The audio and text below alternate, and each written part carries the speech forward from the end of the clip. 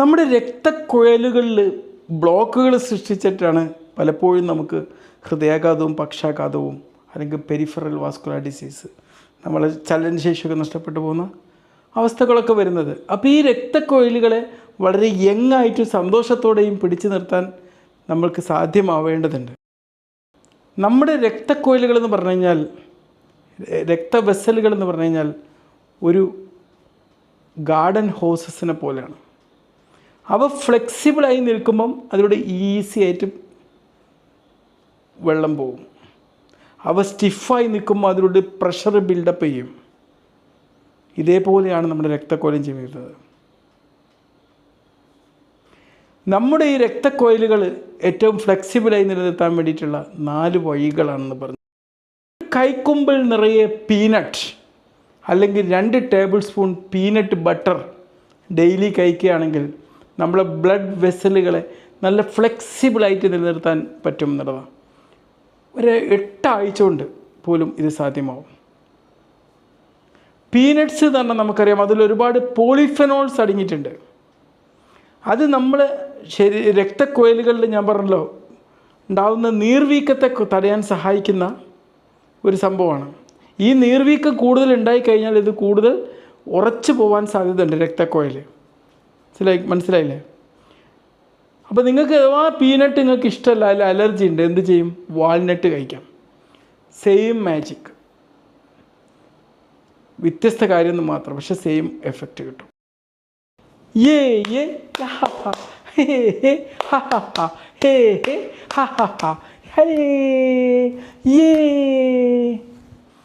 Laugh therapy, ചിരി therapy. ഒരു comedy video കാണ്, എന്നിട്ട് ചിരിച്ചുകൊണ്ടിരിക്കുക. അല്ലെങ്കിൽ എന്തെങ്കിലും ഒരു തമാശ പുസ്തകം വായിക്കുക, അല്ലെങ്കിൽ വെറുതെ ലാഫ്റ്റർ യോഗ പ്രാക്ടീസ് ചെയ്യും. ഒരു 30 മിനിറ്റ് ചിരിയുടെ സെഷൻ 50% നിങ്ങളെ രക്തക്കുഴലുകളെ ഫ്ലെക്സിബിളായി നിലനിർത്താൻ സഹായിക്കുന്നു. നമ്മൾ കോർട്ടിസോളിൻ്റെ അളവ് ലോവറാവും, കുറയും. സ്ട്രെസ് ഹോർമോൺസ് എന്ന് പറഞ്ഞാൽ നമ്മൾ മനസ്സിലാക്കണം, അത് നമ്മളെ രക്തക്കുഴലുകളെ വളരെ ടൈറ്റൻ ചെയ്യുന്ന സംഭവം. ചുരുക്കി പറഞ്ഞാൽ നമ്മൾ ഒരു ചിരി എന്ന് പറഞ്ഞു കഴിഞ്ഞാൽ നമ്മുടെ ഹൃദയത്തിന് കൊടുക്കുന്ന ഒരു കാർഡിയോ വർക്കൗട്ട് പോലെയാണ്. Baking soda bath. ഒരു 4-1 കപ്പ് ബേക്കിംഗ് സോഡ നിങ്ങൾ കുളിക്കുന്ന വെള്ളത്തിൽ ഒരു 15 മിനിറ്റ് ഡെയിലി ആഡ് ചെയ്യാം. എന്നിട്ട് ആ വെള്ളത്തിൽ കുളിക്കാം. ഇത് നിങ്ങളുടെ തൊലികളെ സോഡിയം ബൈകാർബണേറ്റിനെ അബ്സോർബ് ചെയ്യാൻ വേണ്ടി സഹായിക്കുമെന്നുള്ളതാണ്. അതെന്താക്കും? നൈട്രിക് ഓക്സൈഡിൻ്റെ പ്രൊഡക്ഷൻ കൂട്ടുകയും ഈ നൈട്രിക് ഓക്സൈഡ് എന്താവും? നമ്മളെ ബ്ലഡ് വെസലുകളെ റിലാക്സ് ചെയ്യാൻ സഹായിക്കുന്ന ഒരു വായുവാണ്.